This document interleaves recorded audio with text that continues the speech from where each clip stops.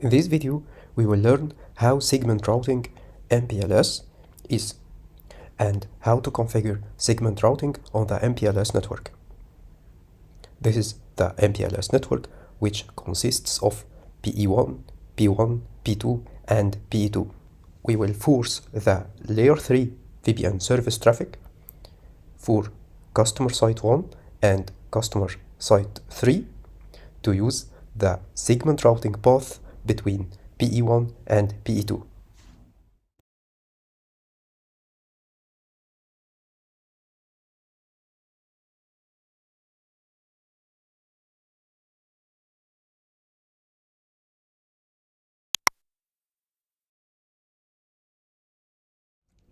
In the video, we will talk about MPLS challenges with LDP or RSVP. Segment routing types. We have SR-BE or best effort and SR-TE, traffic engineering. How segment routing works, and finally, how to configure segment routing over MPLS.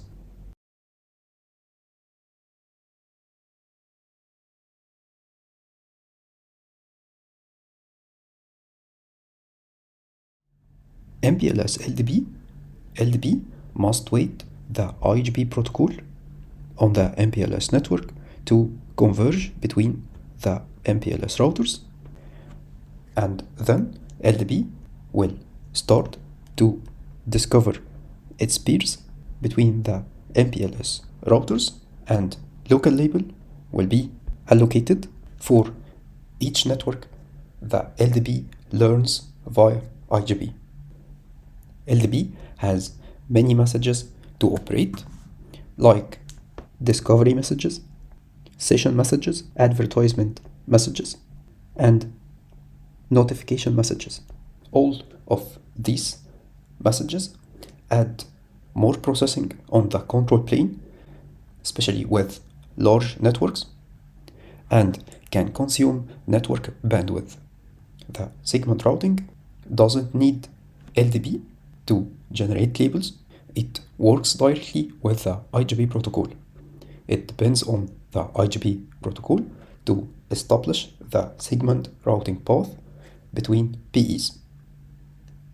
RSVP tunnels are created end-to-end and hop-by-hop based on the CSPF calculation, which is constrained shortest path first.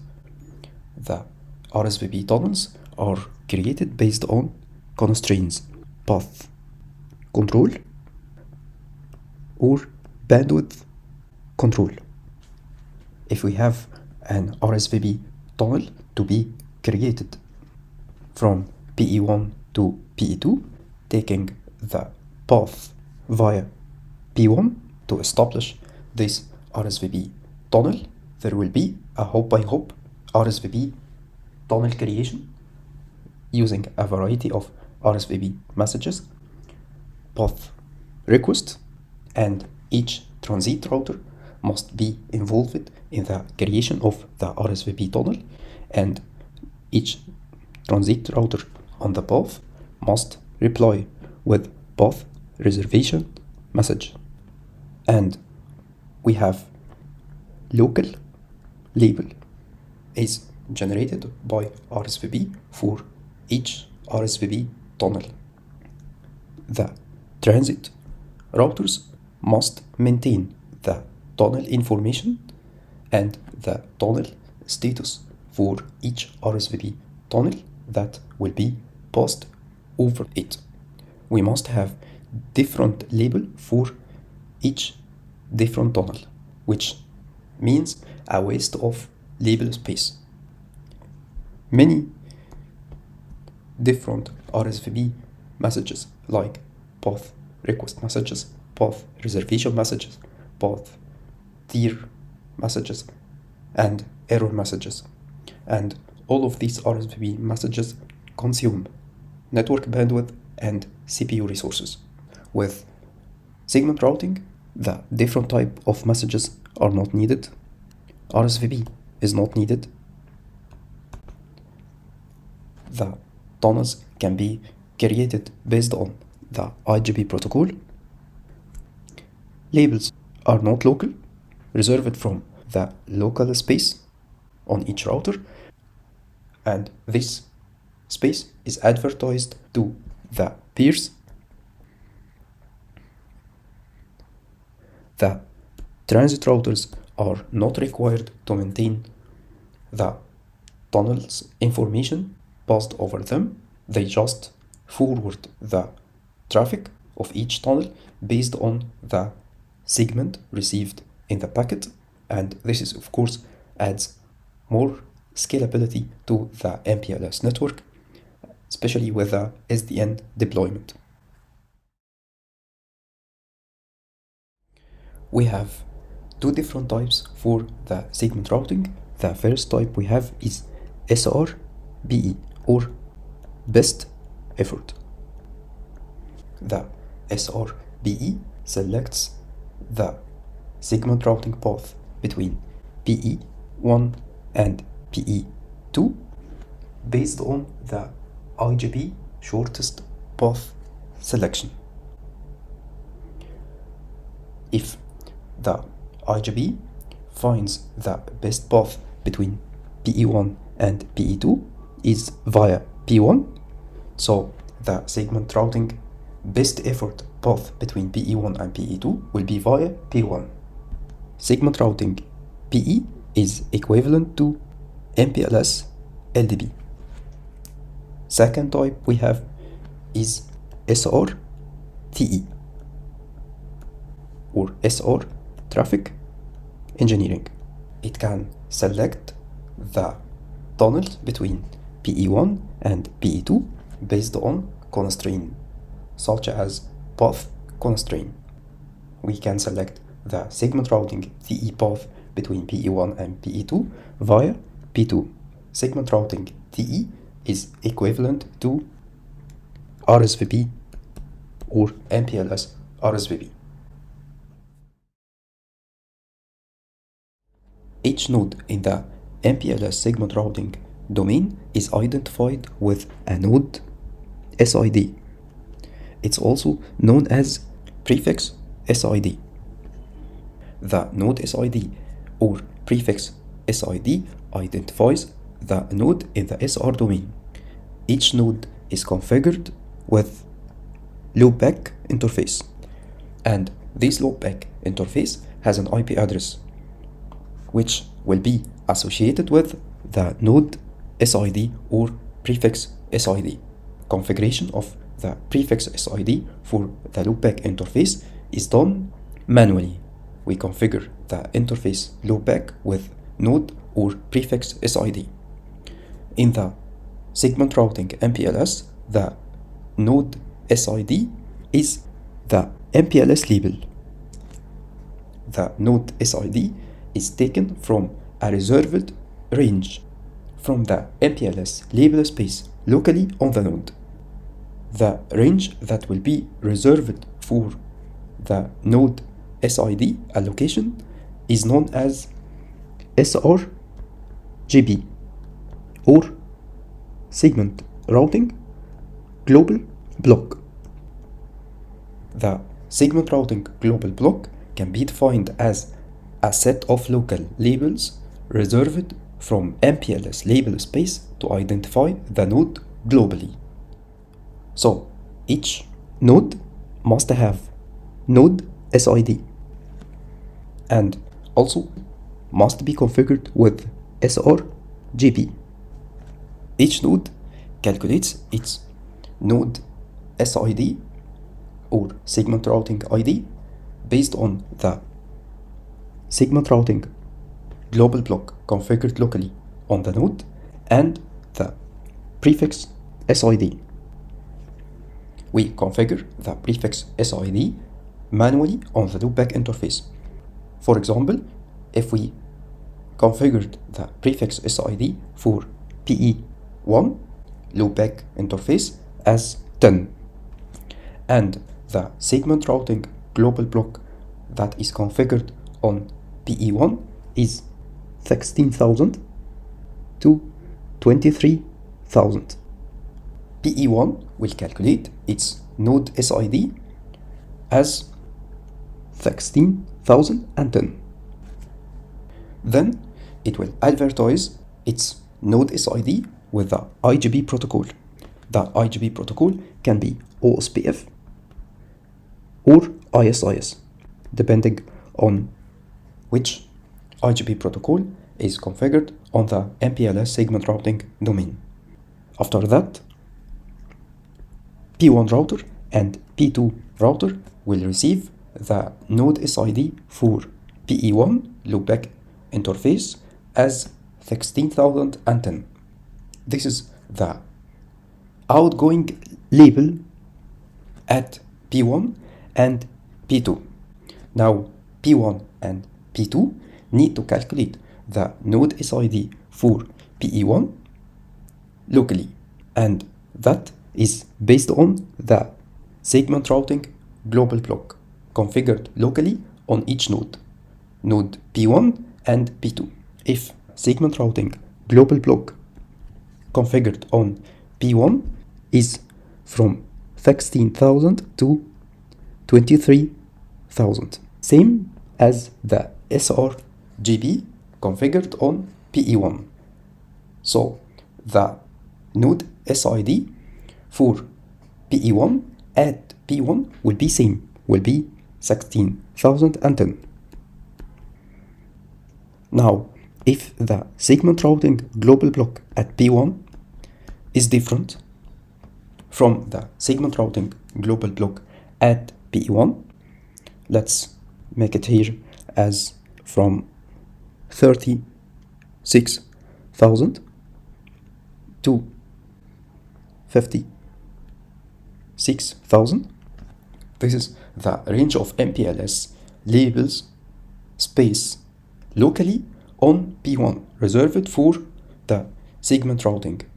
So the P1 router will calculate the label for PE1 loopback address as 36,010. This is for the node SID of PE1, but calculated locally at P1. We can configure all nodes with the same SR-IPv4 or segment routing global block, so they all agree on the same MPLS label for each node SID. With the segment routing MPLS, we have also same features like PHP. Now, if we have the prefix SID configured on PE1 as 10 and the SR-IPv4 at PE1 is from 16,000 to 23,000, so the node SID is 16,010. It will be advertised from PE1 to P1 and P2 with SR-IPv4 at PE1 as well with the prefix SID. And if P1 and P2 has the same SR-IPv4, it will calculate the label for PE1, which is the node SID for PE1 as 16,010 as well. And also same for PE2. When it receives the node SID for PE1 from P1 and from P2, it can calculate also the label for PE1 as 16,010. If the segment routing global block at PE2 is same as well. Now, if we configured the segment routing global block same on all routers, so we expect that all routers agree on the same node SID. Now, PE2, when it sends traffic to PE1, it will label the traffic with 16,010 and send to P1. Now P1 receive the label as 16,010. This is the incoming label at P1. Then it will send out the traffic to PE1, and it can also keep the same feature of PHP to remove the MPLS label from the packet, so PE1 can send the pure IP packet directly to the customer interface. Similar to the MPLS LDP or RSVP, the PE2 adds the MPLS label or the node SID 16,010 to the packet. This action is known as push, and then forward the traffic to P1 or P2 based on the shortest path selected by the IGP protocol. If the traffic received at P1 or P2, P1 or P2 will swap the label from the incoming label to the outgoing label. This action is known as swap, and this action is taken by P1 or P2. The swap action is known as continue. If the PHP feature is used, P1 or P2 will not do swap action. They will do pop action, which means to remove the MPLS label or the node segment ID from the packet before sending to PE1. This action also is known as next.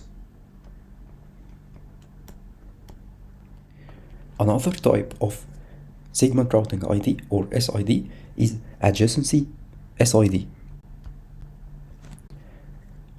The adjacency SID is dynamically allocated by the IGP protocol to each link between each pair of routers. We have here a link between PE1 and P1. This link will be allocated with adjacency SID, and the allocation is dynamically by the IGP. For example, the adjacency SID will be 1001 for the link between PE1 and P1. The link between PE1 and P2 is 1002 as an example, and also the link between P1 and PE2 is 1003. The link between P2 and PE2 is 1004, and the link between P1 and P2 is 1005. The adjacency SID is used to strictly specify an explicit path from ingress to egress routers. If we have PE1 as the source of traffic, which is the ingress router, and PE2 is the destination or the egress router, and we need to strictly specify a path from PE1 to PE2 without depending on the IGP protocol, without depending on the best effort path, we will be using the adjacency SID. If we need to go to PE2 from PE1, but using P2 and then P1 and finally P2. So we need to specify the adjacency SID on the path so we can use this strict path, which is independent of the IGP best path selection. This is applicable with SR-TE, segment routing traffic engineering. In this case, PE1 will have a label stack, which is the segment routing list. This segment routing list includes all adjacency SID on the path needed to go from PE1 to PE2, strictly from PE1 to P2 to P1 to PE2. We will have 1002 and then 1005, finally 1003. This is a label stack or segment list defined at PE1. Then the traffic will be sent from PE1 to P2. The next action at P2, it will remove the 1002 because the traffic arrived already at the link 1002 and need to go to P1. So the traffic will be sent with a label stack 1005 and 1003. P2 performed bob action on the first label 1002, and then the traffic will be sent to P1. Finally, P1 will remove or perform bob action on 1005 because it already received the traffic at 1005 adjacency SID or the link between P1 and P2. Then it will forward the traffic over 1003 for PE2. One of the strength points SR has is TI-LFA. TI-LFA stands for Topology Independent Loop-Free Alternate. The TI-LFA FRR or fast reroute protects links and nodes on segment routing tunnels or segment routing paths. If a link or a node fails, traffic will be rapidly switched over to a backup path to minimize traffic loss. If we have a segment routing path from PE1 to PE2 via P1 and there's a failure on the link between P1 and PE2, TI-LFA FRR or fast reroute will recover the traffic rapidly to a backup path, and this backup path will be standby. If the main path has a failure, the TI-LFA will recover the traffic over the standby backup path from P1 to P2 and to PE2. This is the backup path. TI-LFA FRR is enabled on the IGP protocol and it selects a backup path. It guarantees that this backup path is loop-free. Before we get started to configure segment routing over the MPLS network, I have to check the initial configuration file for PE1 and P2. We will check each point in the configuration file one by one. The configuration file of P1 is similar to P2 and the configuration file of PE2 is similar to PE1. Let's get started to check the configuration file of PE1. Display current configuration. We can find here that there is a VPN instance named as customer A and it has the configuration with route distinguisher and route target, import and export. It also has the MPLS globally configured and MPLS LSR ID 1.1.1.1, which is the loopback IP address, loopback 0 for PE1, as we will see later.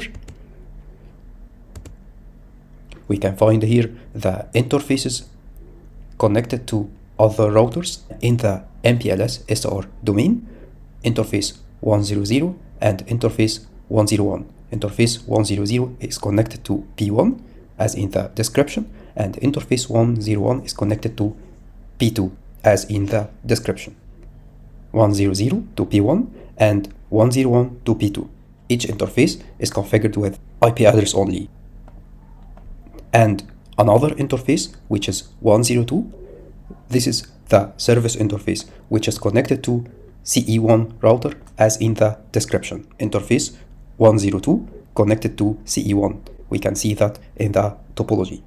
The interface 102 is binded to the VPN instance configured above, which is customer A, and an IP address given to the service interface, which is connected to the CE1 router, which is the router located at the customer site, site 1. We can find here the interface loopback 0 configured with an IP address 1.1.1.1, which is the MPLS LSR ID configured above. We can find also the configuration for the BGP process, BGP1, and the router ID. The peer router is 3.3.3.3, which is the loopback IP address configured at PE2. It's disabled from the IPv4 family unicast and enabled in the IPv4 family VPNv4. This is to be able to send the customer routes of customer A between PEs, PE1 and PE2, and also inside the IPv4 family VPN instance customer A, we used command import route direct. The direct link between PE1 and CE1 can be advertised and imported in the BGP process at PE1 and advertised to PE2. So the routing table of VPN instance customer A at PE2 can receive the direct link between PE1 and CE1 in the BGP routing table, of course, at the PE2, the BGP routing table of the VRF. And of course, we do same at PE2 side. We import route direct for the customer service interface, so this interface can be announced and received at PE1. After that, there should be reachability. Also, this is the OSPF configuration, OSPF 1 and area 0, and we defined all the interfaces that will be advertised and receive OSPF updates. We defined the interface between PE1 and P1, and we defined the interface between PE1 and P2, and also we defined the loopback interface. So the loopback interface configured locally at PE1 can be advertised in the OSPF updates to other routers in the MPLS SR domain. That was the initial configuration file for PE1. Let's switch now to the initial configuration file of P2. Display current configuration. We don't have here any VPN instances. We are in the transit router or the core router of the MPLS SR domain. The MPLS configuration enabled globally, and the MPLS LSR ID here is 4.4.4.4, which is the IP address of the loopback 0 interface of this router P2. We will see the configuration of the loopback interface 0 later. We can also see the interfaces of P2. We have interface 100, as in the description, is connected to P1 and it has an IP address, and interface 101, as in the description, connected to PE1 and it has an IP address, and finally interface 102, as in the description, connected to PE2 and it has an IP address. The interfaces here in the topology, P1, it has interface 100 connected to P2, 101 connected to PE1, and finally 102 is connected to PE2. After that, we have the interface loopback 0 here is configured with 4.4.4.4. This is the IP address of the loopback 0 and is configured as the MPLS LSR ID as seen above, and the OSPF process 1 with area 0 and the network interfaces that will send and receive OSPF updates. We have the 3 interfaces of P2 and the loopback interface. Back again to the PE1 router, we can check the routing table of customer A, display, BGP, VPN v4, VPN instance, cust A, routing table. We can see that there's a network coming. It's 40.4.4.0/30 and the next hop is 3.3.3.3. This next hop is the loopback IP address of PE2. We received the customer route from PE2, but it's not considered as best route. The issue here is that PE1 doesn't have a label switch path to PE2. This is because we don't configure here LDP or RSVP. Now we are going to configure segment routing to replace LDP or RSVP. In this lab, we will configure segment routing BE or best effort, which will replace the LDP. After we configure the segment routing, there will be a segment routing path between PE1 and PE2. And in this case, the customer route will be accepted. We will check now how to configure the segment routing so the customer routes can be accepted. At PE2, customer interface 102. This is 40.4.4.1 and the subnet is 40.4.4.0. This is the customer route that is coming from PE2 to PE1. Is not accepted, as we said. Let's get started now with the required configuration for segment routing. We go to the system view of PE1 and we add command segment routing. This is at the global mode or at the system view mode. Quit. And now we have to configure the OSPF with segment routing. The OSPF will be responsible to send all the segment routing information, the segment routing label, segment routing global block to all SR routers. OSPF 1, this is the OSPF process configured locally on the router. I'll add command opaco capability enable, which will add the opaco capability for the OSPF. This is for the extensions added for the OSPF that will be able to send the segment routing information to other routers. After that, I'll add command segment routing MPLS. This is under the OSPF view, OSPF 1. Next is to define the segment routing global block using command segment routing global block, and we define the global block here as 16,000 to 23,000.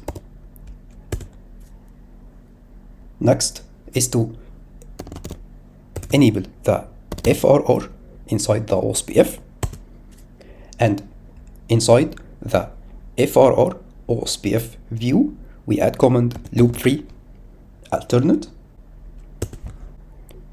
and next command is TI-LFA enable. Quit from the FRR view and then quit from the OSPF view. Now we configured the OSPF with opaco capability and segment routing MPLS, segment routing global block, and the TI-LFA. This is to find a loop-free alternate path in case the main path lost the backup path can be used instantly to quickly restore the traffic. Finally, at the interface loopback 0 of PE1, we will define the node SID or the prefix SID. Inside interface loopback 0, this is an interface that is configured with 1.1.1.1, which is the MPLS LSR ID. We are going to add command OSPF prefix SID, and we have the prefix SID. After the prefix SID, we have two options, absolute or index. Absolute, it means that I am going to set an absolute value for the node SID, starting from this range, from 16,000. We have reserved from 16,000 to 23,000. So we can choose any value from this range. Or we can use command index. Index, it's a value which is the offset from the defined range of the global block.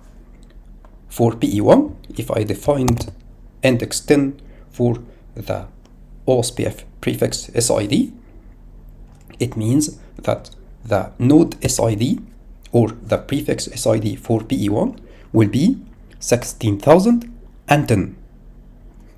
This is the offset. Now we add command commit to apply the above changes, and let's switch now to the P2 router to apply the required configuration for the segment routing, which is quite similar to the configuration of PE1. System view mode, segment routing, at the system view mode, quit, and OSPF 1, opaco capability enable, segment routing MPLS, segment routing global block is 16,000 to 23,000. FRR loop free alternate TI-LFA enable, and then quit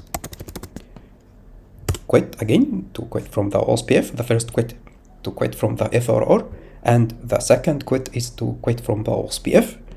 And finally, at interface loopback 0, we will define the node SID or the prefix SID with command OSPF prefix SID index 40. This means that the node SID will be 16,040. This is for the loopback 0 of P2. Of course, we avoid to use the same index done for PE1. We don't use index 10 for P2. If we used index 10 for P2, that means the node SID will be 16,010, the node SID of P2, which is same as PE1. Commit to apply changes. That's what's required for the segment routing configuration at PE1 and P2. Same configuration will be done for P1 and PE2 offline to save the video time. Now let's get back to PE1 router, and we can check the segment routing paths or the segment routing LSP paths are established or not. We can check that with command display segment routing prefix MPLS forwarding. So for now, we can see that the loopback 1.1.1.1, which is configured locally at PE1, this is why the interface is loopback 0, and the label for it is 16,010, and the out label is null because it's already added locally at PE1. we can find the network 3.3.3.3, which is defined locally at PE2. This is the loopback address of PE2. And we have here two paths for this network, two segment routing paths. And the label is 16,030. This is the label at PE1, and the out label is 16,030 because we have the same segment routing global block configured at P1 and at P2. We have received two paths for this network from P1 and from P2 because we have the same cost here for this network. We can check that. Display IP routing table network 3.3.3.3. We can find that the OSPF selects two paths for this network from next hop 10.21.21.2, which is P2, and 10.11.11.2, which is P1. Interface 100 and interface 101. 100 and 101. And the two paths have same cost. This is why we have two segment routing paths here, and the segment routing paths here with out label 16,030, and the outbound interface for the first one is 100 and for the second one is 101. We can check the configuration at PE2. Display current configuration, interface loopback 0, and we can find here that the index is 30. This is why the label assigned for the node segment ID for PE2 is 16,030. And we have one segment routing path, one for P1 and one for P2. And this is the label for P1 is 16,020 and for P2 is 16,040. We can also check the adjacency SID using command display segment routing adjacency MPLS forwarding. We can find that these are the labels generated dynamically with the IGP OSPF protocol for the links we have from PE1, which is for 100 and for 101. At P2, we can also check the loop-free alternate paths using command display OSPF segment routing.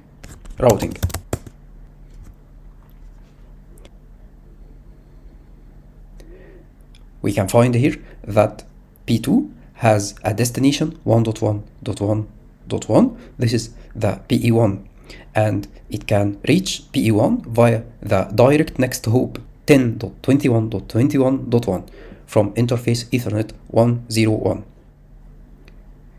The backup is from interface 100 to P1. This is the backup path or the backup interface to get to PE1. The backup next hop is from interface 100 and the backup type is TI-LFA. The TI-LFA enabled on the OSPF selected a loop-free alternate backup path to via P1. This path is standby and ready to be used in case there is a failure at the main link or at the main next hop. Now we can ping the segment routing LSP path between PE1 and PE2. PE2 IP address is 3.3.3.3. From PE1, I'm going to ping the segment routing LSP path to PE2 using command ping LSP segment routing IP 3.3.3.3, and the subnet mask is 32, version draft 2.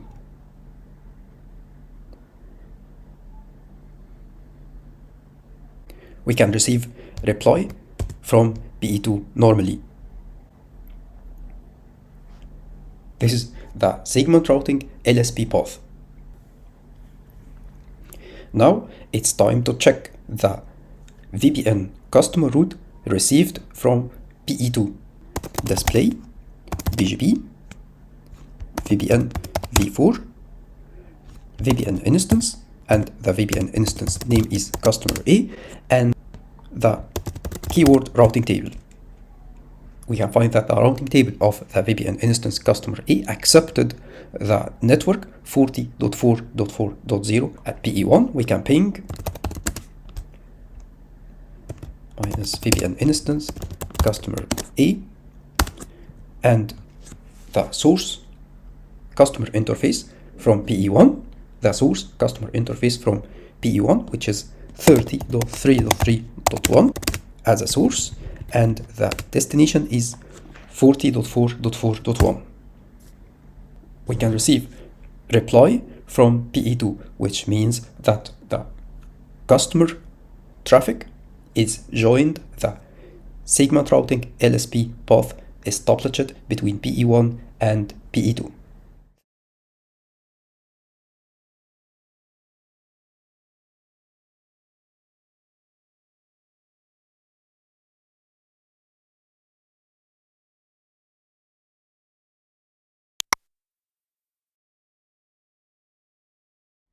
Thank you for viewing this video. I hope it can add a good value to you.